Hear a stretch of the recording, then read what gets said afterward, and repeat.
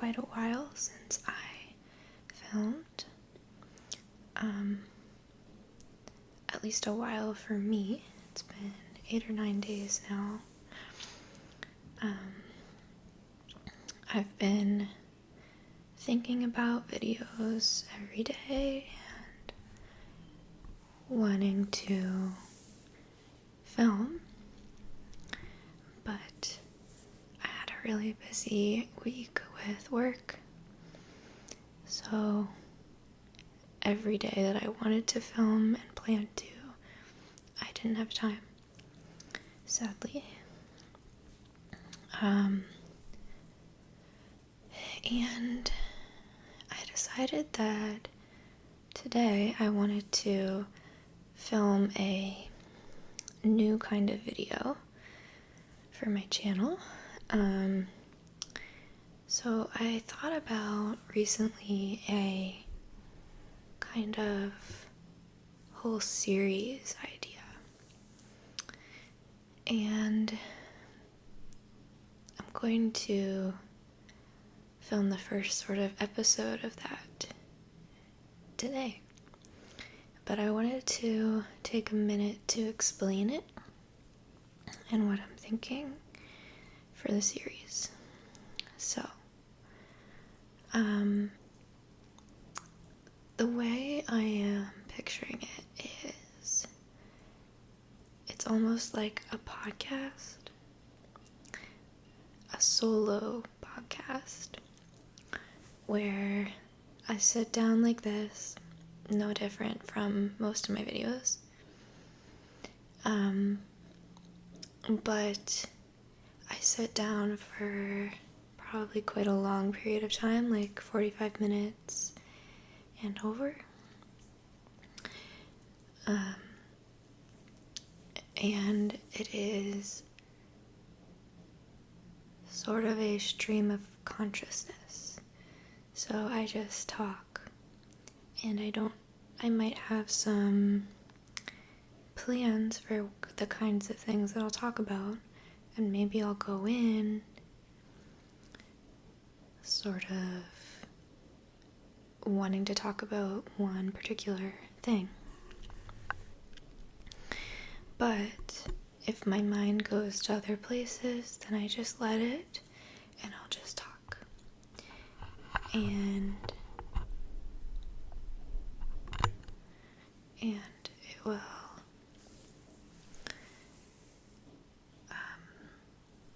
probably be quite all over the place, and I'll probably have a lot of ums and ahs as I'm thinking. But I envision this sort of helping people to fall asleep. Well, help people do anything, like fall asleep or relax or zone out while they're working, but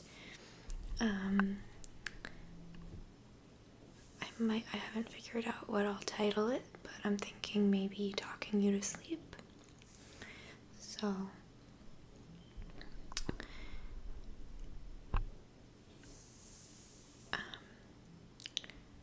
the goal would just kind of be to have a droning voice in the background that goes on for a long time, that may or may not be saying things that are interesting, and you don't have to listen. You don't feel like you have to listen, and it kind of has a consistency throughout the whole video of my voice. But it also would give me the chance to, selfishly, it would give me the chance to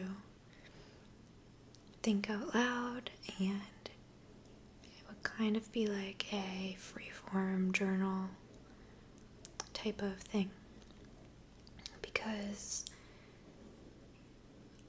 I think it would be nice and beneficial for me to get some of my random thoughts out, And this way it kind of kills two birds with one stone. So it helps me, and hopefully it's helpful to people who watch. I also thought of this idea because of some other YouTubers who I've already mentioned before. But Jeannie B ASMR, a lot of her videos are essentially this type of thing. Especially her more earlier videos, I think.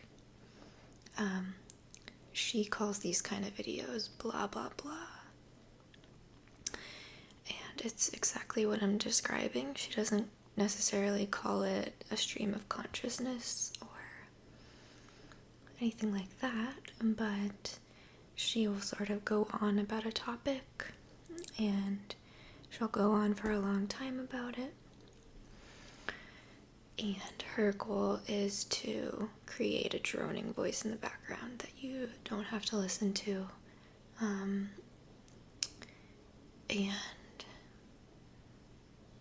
then Gentle Whispering ASMR did a video called Talking You to Sleep a little while ago. I think it was a few months ago now. And she was basing that off of Jeannie B's videos. And then recently I have discovered Brittany Broski, a YouTuber who isn't an ASMR artist, but she has a podcast where she does this type of thing, not ASMR, but she just talks about whatever is on her mind lately. Now, Brittany is a comedian, so she's doing it with one of the goals is to be funny, which I'm not necessarily trying to do, but Brittany's podcast, which is called The Broski Report, is ultimately what made me realize that I could do that kind of thing in an ASMR context. So, what I'm trying to do would actually be most closely aligned with Brittany's podcast, I think. But it would be done in an ASMR way, and it wouldn't be so comedic. So, yeah, again, I'm just gonna talk, and there might be pauses, there might be well, there will be. I already do a lot of umming, so mostly I'll just do soft-spoken voice. I might whisper here and there. I might do some episodes where it's all whispering, but it is hard to whisper for a long period of time. So, that's my introduction to this series that I'm going to try out. Today I was thinking that I would start by talking about reading. So, sort of my relationship with reading, what kind of reader I am, what kind of books I like, sort of my recent experiences with reading, my recent discoveries or realizations about reading and how I read. I think that obviously this first topic is really closely aligned with my channel overall. It also could be useful for certain people who come to my channel and are wondering sort of what my general preferences are for books and that kind of thing. I've been thinking recently that be good to have that sort of reference for people on my channel, because when I'm watching other booktubers, I'm often wondering those types of things, like more about their general preferences for books, like if they upload a video with book recommendations. Sometimes I'm not sure. It's hard to know if I will like the books without that extra knowledge about what they like in books, because maybe what they like is not what I like.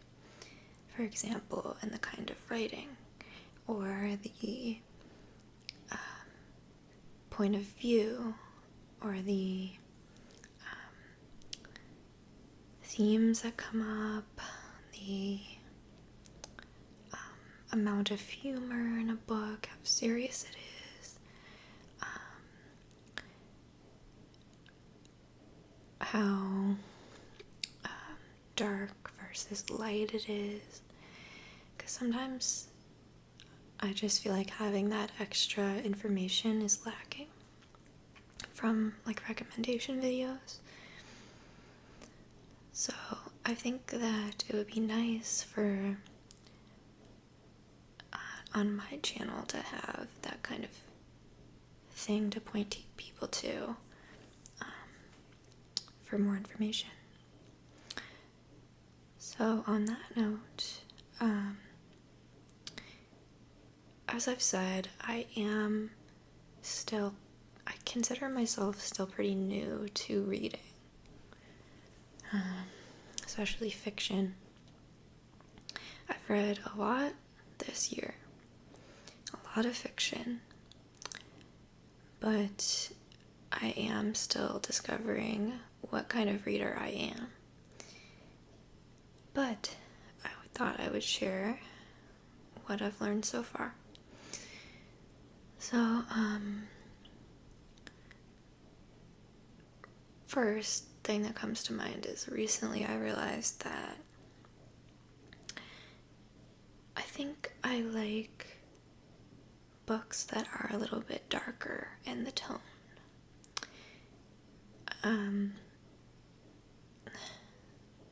First of all, though, I am what they call a mood reader, which means, and I can't even imagine another alternative to this, but, like, I can't imagine not being a mood reader, because for me, I just, I have a really hard time powering through and reading a book if I am wanting a different genre or a different mood or a different tone. So there is, and I usually alternate, like I will read a darker book and then I'll really crave a lighter book. So there are times where I want to read a really light and fun book, like one of Emily Henry's books that are usually pretty light and kind of like a romantic comedy.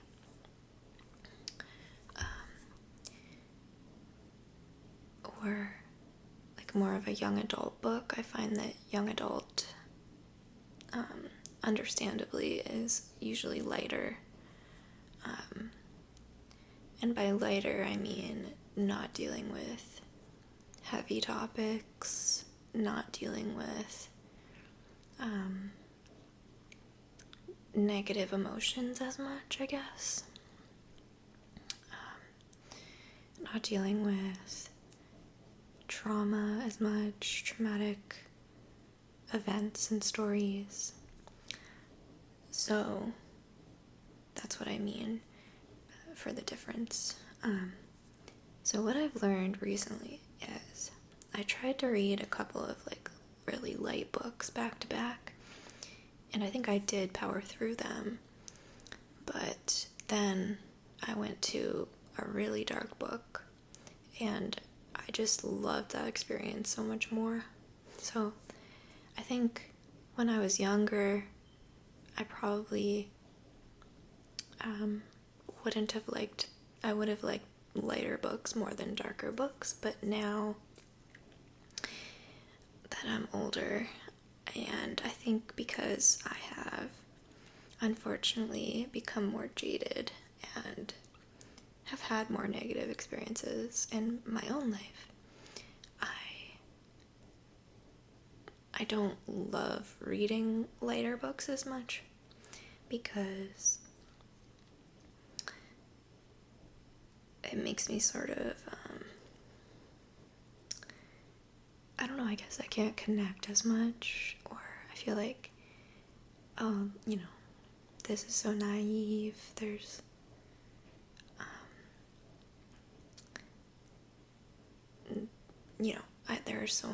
there's so much more darkness in the world than this is depicting.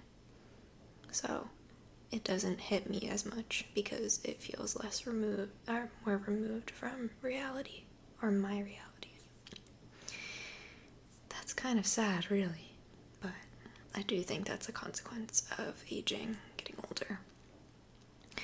So I do still like lighter books.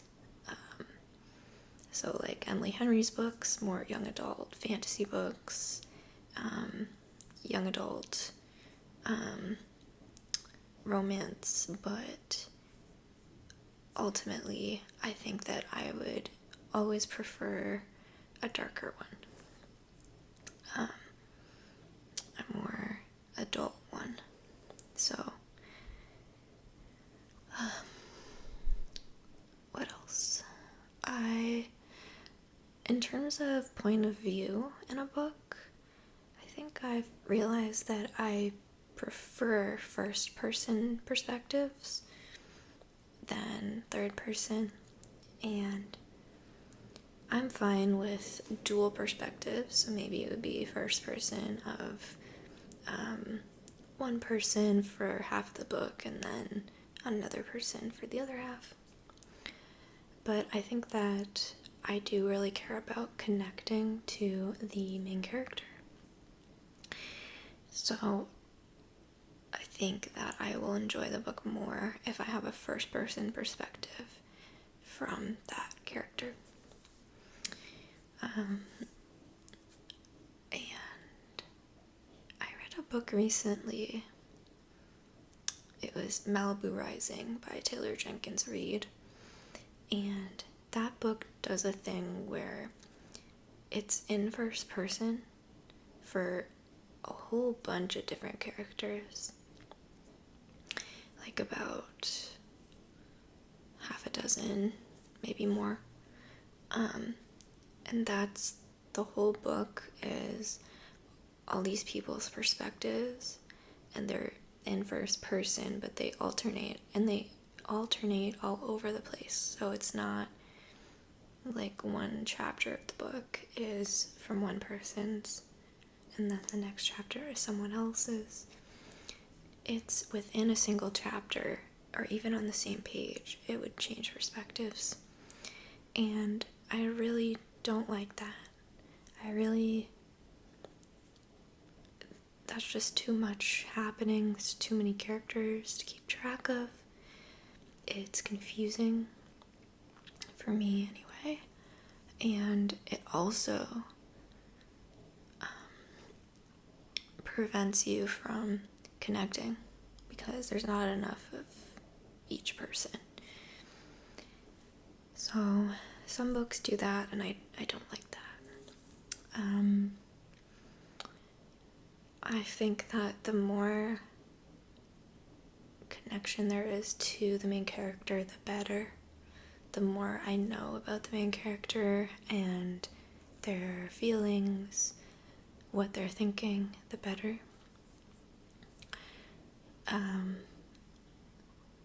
I've also discovered recently this really crazy thing that I never realized about myself, which is I consider myself a creative person, and I think I have an imagination. But I was talking to someone and they were telling me that they have aphantasia, and it's when you can't picture things in your mind. You can't picture visuals. You can understand descriptions of them, but you can't picture it. Without seeing it, actually seeing it, you can't picture it in your mind. And she was telling me about this and how she'll, in books, just tend to skip over descriptions of like the setting and what's going on visually, which books do a lot of, usually. Some books more than others. But I think that writers tend to assume that the reader has this ability. Of course, there's probably some that have this, and so they don't do as much of the setting up the visuals and everything. But I think that most of the books I've read, fiction books, do try to do this a lot. And anyway, I was talking to her and I was thinking to myself, like, I think I definitely have that. And it's really late to realize this about myself, but I think I do. I don't think I do fully. I think it's a continuum. So I don't think that I'm at like 0 in terms of how much I can visualize stuff, but I do think I'm really low on that scale, so I think I just find it harder than average. So I was realizing that's why I have a hard time reading sometimes. It's when I'm reading descriptions of settings and what's happening. I get much more out of descriptions of how a person is feeling, what they're thinking, not trying to picture a scene. So that was really interesting, and that's another thing now that I'm realizing is a preference. Books that do less of that sort of thing. But that was also really freeing for me, because then I realized it made me more okay with skimming over those parts of a book, or at not going back and rereading the description of something, because I just know that it doesn't matter. It's not going to, like, I can still get just as much out of a book without really picturing what the author wants me to picture. So that was really cool, actually, to realize that, and I think it'll help me going forward with reading. Yeah, so that's another thing. I also like faster paced books. Unfortunately, as I've gotten older, my attention span has gone down.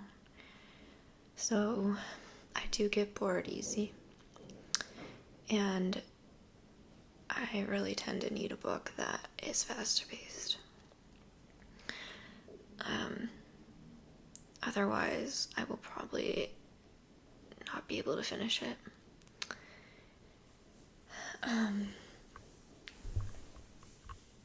No.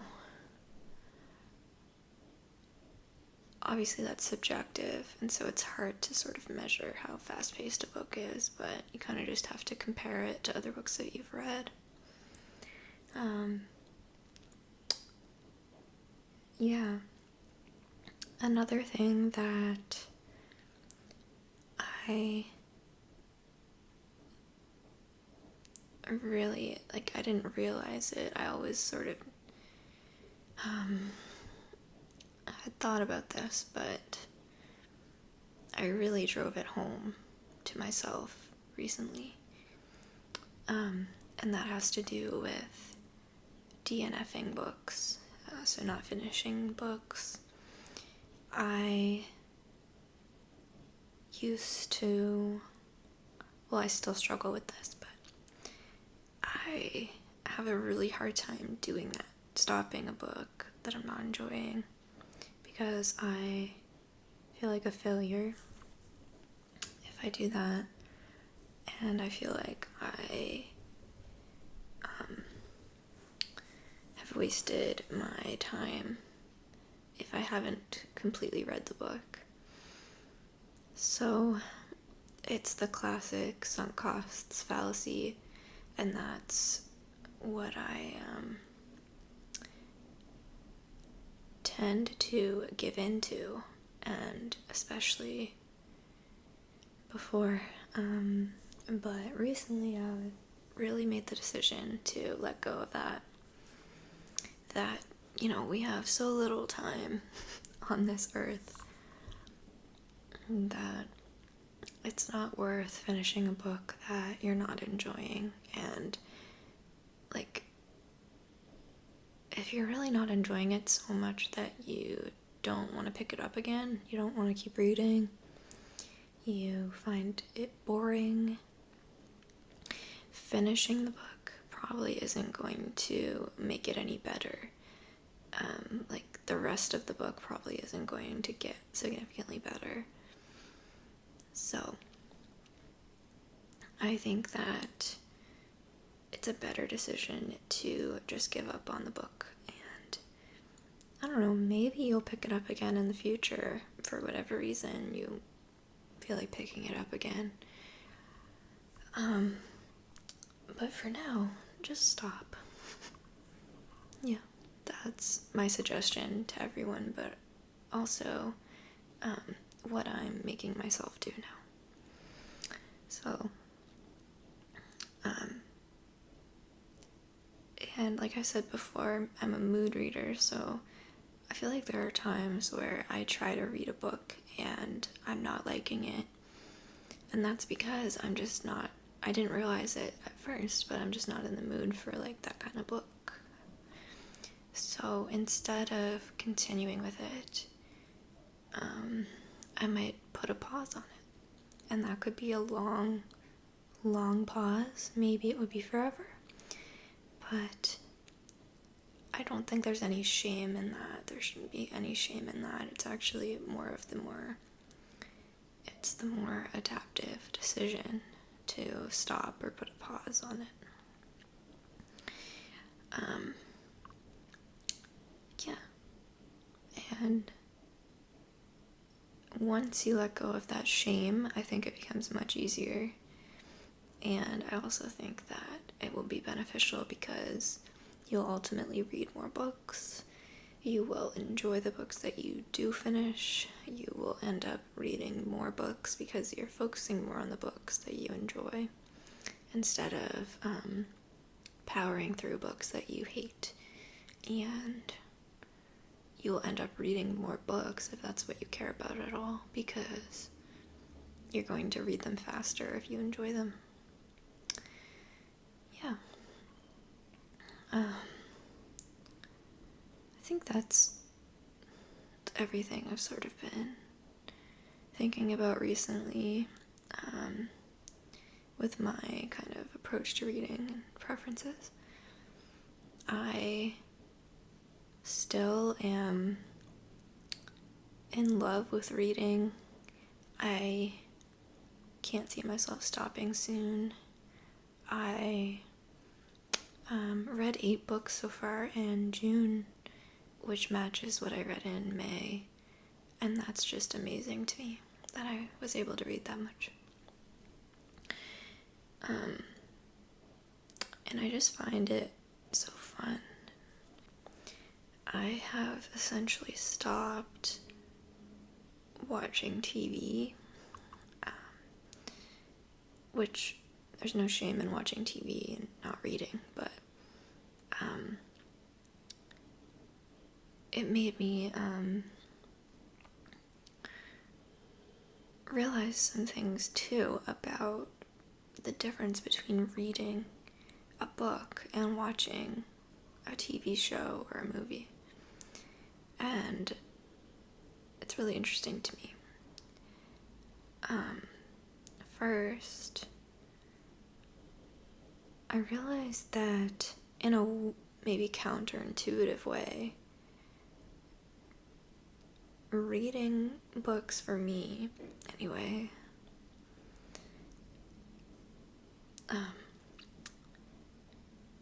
is more exciting than watching something. I am actually less likely to get bored reading. And I think that's because when you're reading at your own pace. And I also think that when you're reading, you tend to experience the story faster than if you were watching it unfold in a TV show or a movie. And therefore, things happen quicker and you're gonna be less bored. I'm sure there are exceptions to that, but that's what I've found usually.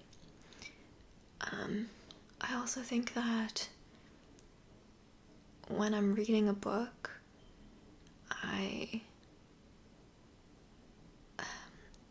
have a much more personal connection with the characters,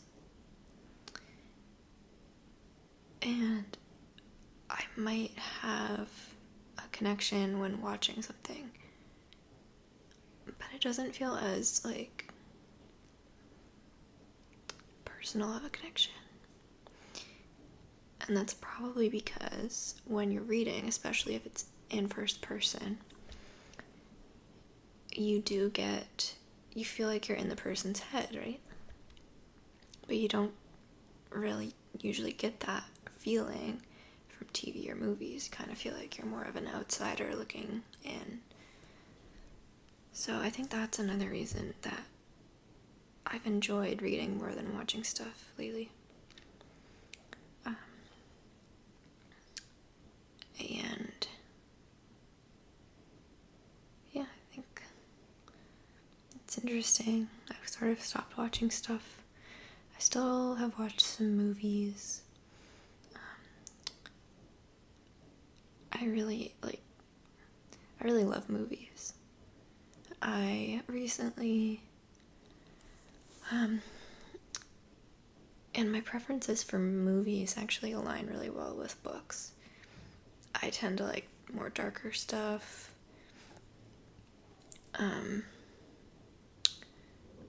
Stuff that deals with heavy things. And really what it all comes down to for me, whether it's like any form of media, I need to feel something.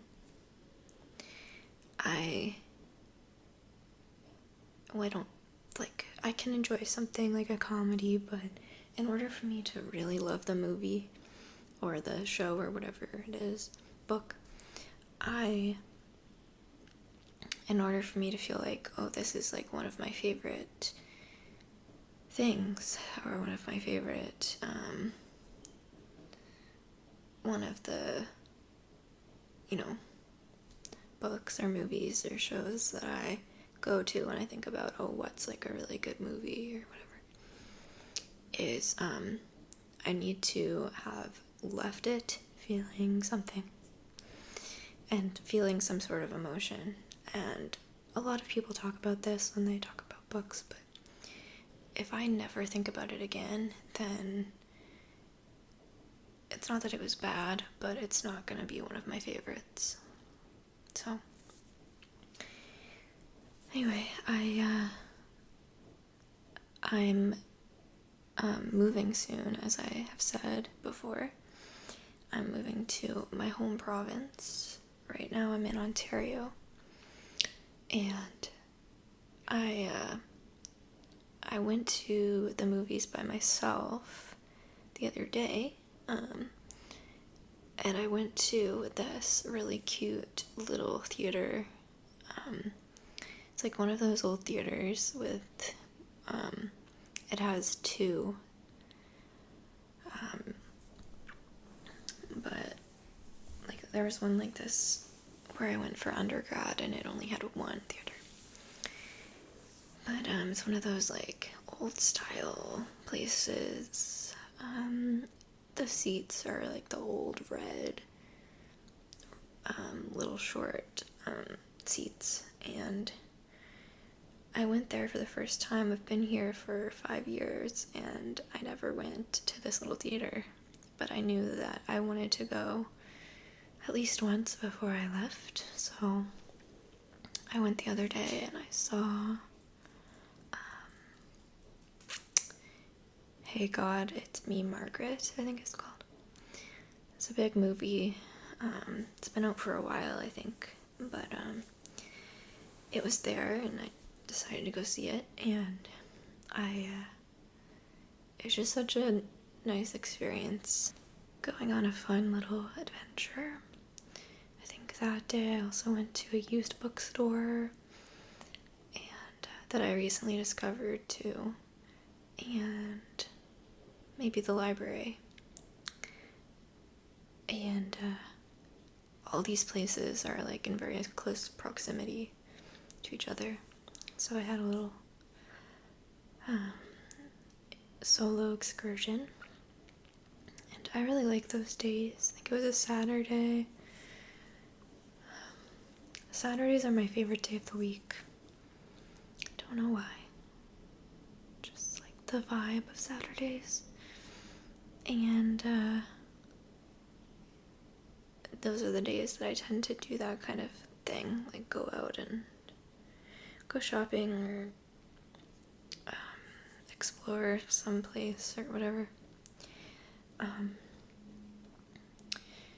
So yeah, on that note, actually,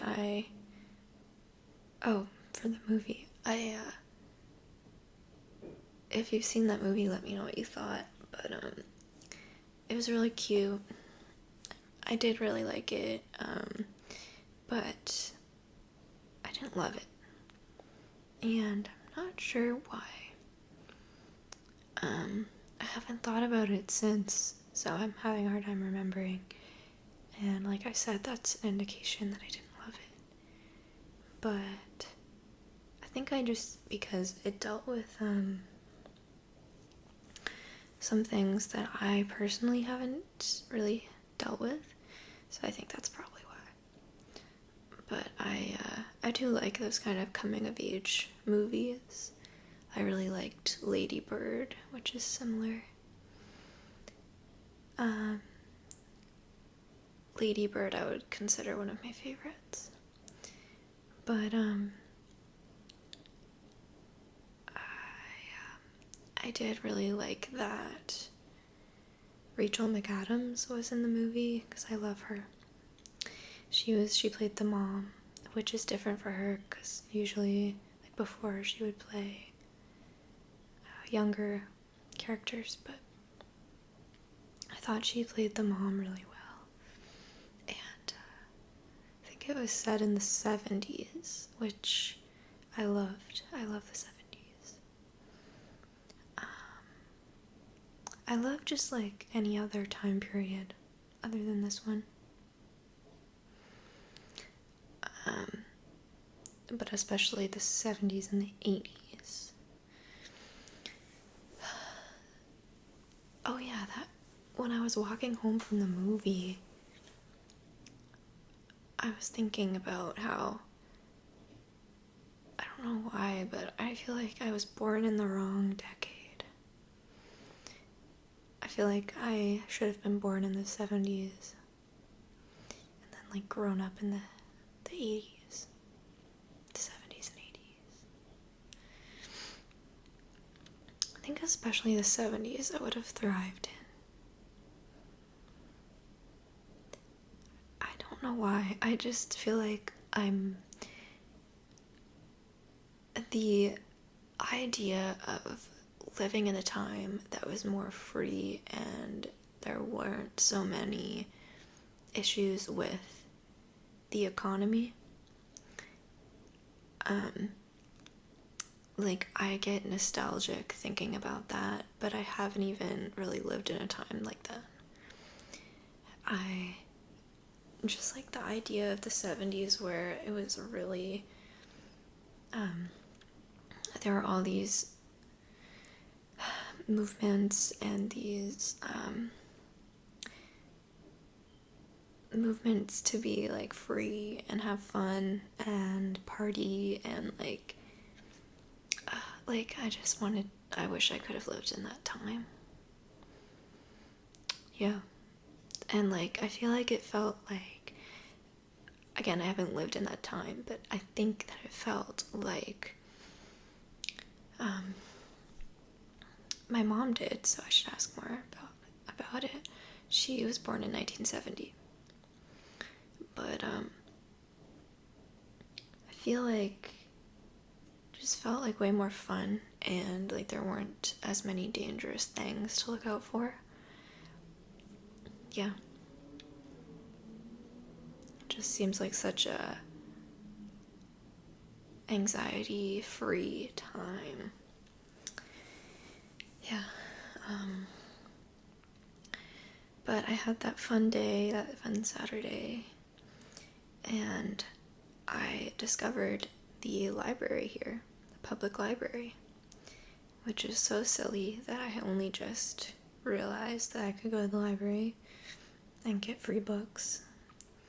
So I've been really loving going there the last couple weeks and checking out books. I got a library card and I've been checking out books. I've been downloading free ebooks for my Kindle, and there was one book that I will talk about in my next video, but it was a book that became potentially my all-time favorite book so far.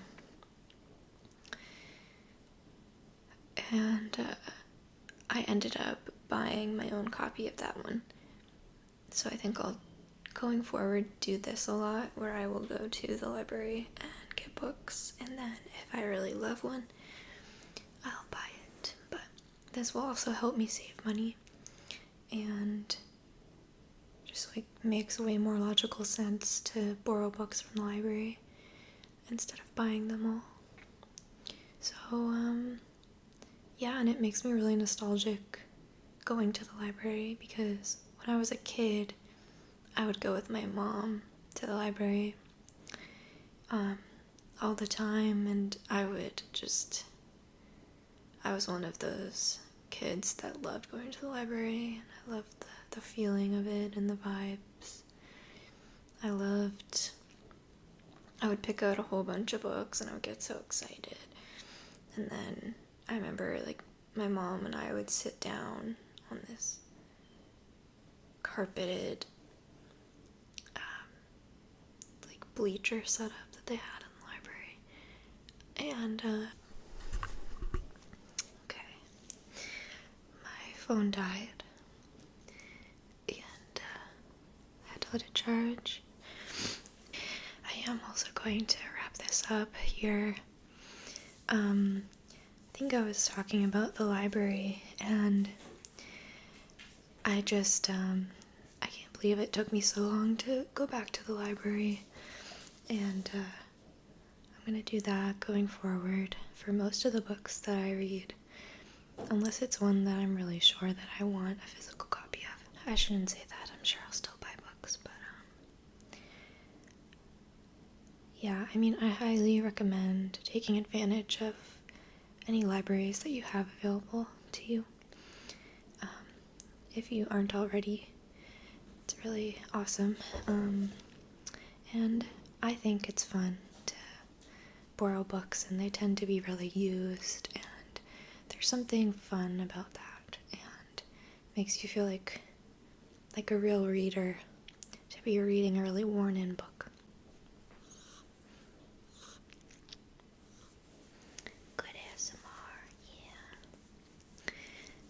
So that's it for today, for this first episode of whatever I call this.